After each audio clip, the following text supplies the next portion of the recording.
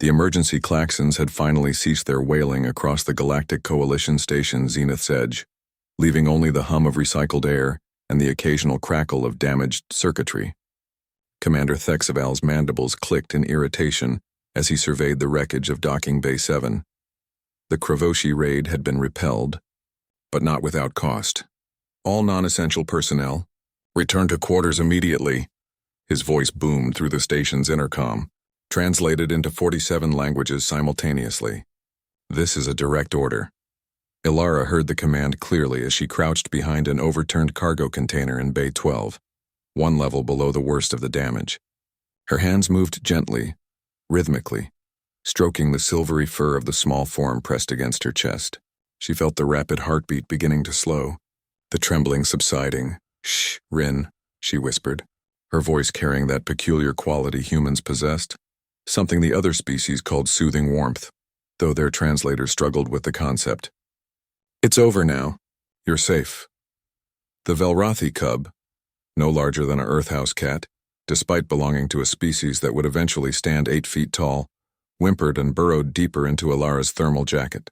His twin, whom Ilara had mentally nicknamed Courage for his slightly bolder disposition, peeked out from where he'd wedged himself between some supply crates, his 6 eyes wide with terror. Ilara had been assigned to the xenobiology lab cataloging mineral samples. Exciting work it was not, but when the attack began and the emergency bulkhead started slamming down, she'd heard the chittering cries of panic. Most species would have run. Most species should have run. The Velrathi cubs had been separated from their guardian during the evacuation, a tragic but necessary casualty of survival protocol. But humans, as the galaxy was learning, had a peculiar defect in their survival instincts. "Come here, brave one," Ilara cooed, extending her free hand toward Courage. The cub's crystalline claws scraped against the metal floor as he hesitated, evolutionary instinct warring with the primal need for comfort that transcended species. "That's it. I've got you." The moment her fingers touched his fur, something remarkable happened. It was a phenomenon xenopsychologists had documented, but never fully understood. The human capacity for what they called pack bonding. Courage melted into her arms, his 3-part purr stuttering to life against her shoulder. Now she had a problem. 2 Velrathi cubs, each weighing perhaps 10 pounds but possessing the emotional needs of infants. "Return to quarters," the commander had ordered. And she would. But humans had a saying about the letter of the law versus the spirit of it. The journey through the damaged station tested every ounce of Ilara's resolve. Emergency lighting cast everything in crimson shadows.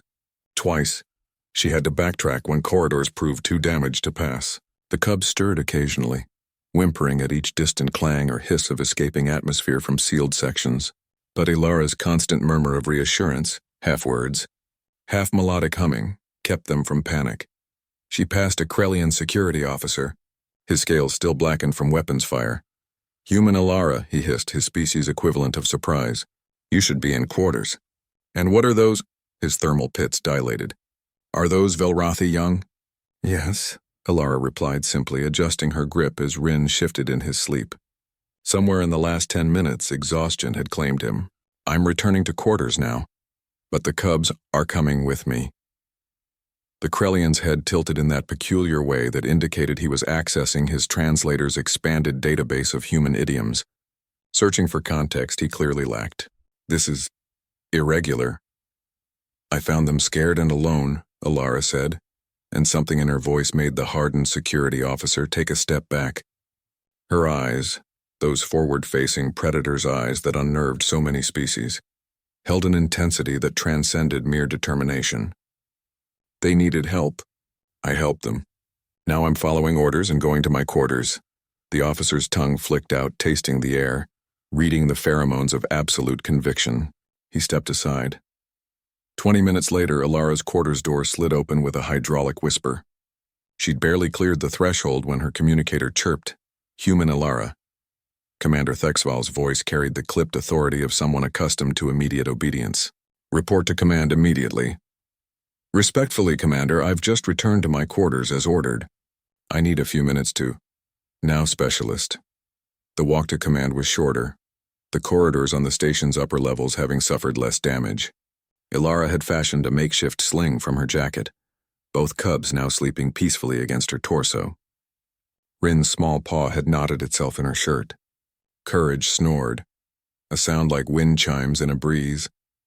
The command center doors opened to reveal not just Commander Thexval, but Ambassador Krell Voth of the Velrathi Principality.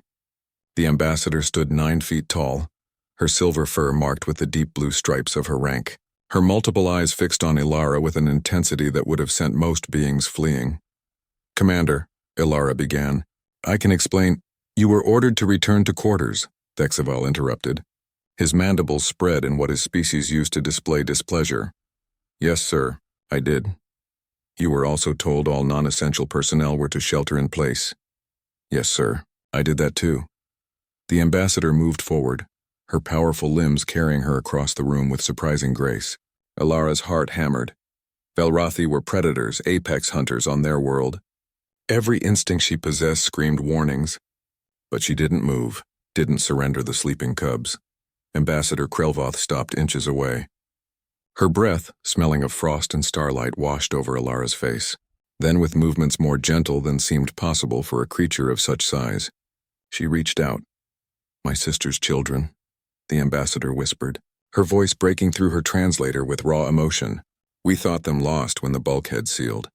Thought them dead." Ilara carefully, reverently helped transfer the sleeping cubs into their aunt's arms. Rin stirred, chittering softly, but settled immediately against familiar fur. "How did you—" The ambassador's translator struggled. "Why would you risk—" "They needed help," Ilara said simply. "And I could provide it." The order was to return to quarters. "I did, I just brought some passengers." Commander Thexval's mandibles clicked in a pattern Ilara had learned meant something between exasperation and admiration. "Humans," he muttered. "You follow orders in the most technically correct yet spiritually insubordinate ways possible." The ambassador's multiple eyes shimmered with what might have been tears. "The Velrathi Principality does not forget debts of life. You risked yourself for cubs not of your species, not of your world, not of your concern." "They were scared," Ilara replied. "That made them my concern." Later, as Ilara finally stood alone in her quarters, cleaned up and preparing for the sleep her exhausted body demanded, her communicator chirped one final time. It was a message from the Velrathi Principality, a single line translated into perfect English. "The galaxy may not understand humans yet, but we are beginning to." Ilara smiled, thinking of 2 small cubs sleeping safely in their aunt's quarters. She'd followed orders. She'd returned to her quarters. And she'd done it in the most human way possible, with compassion leading the way. Outside her viewport, the stars wheeled, eternal and cold. But somewhere on this station, warmth endured, because sometimes being human meant carrying light into darkness even when, especially when, ordered to retreat.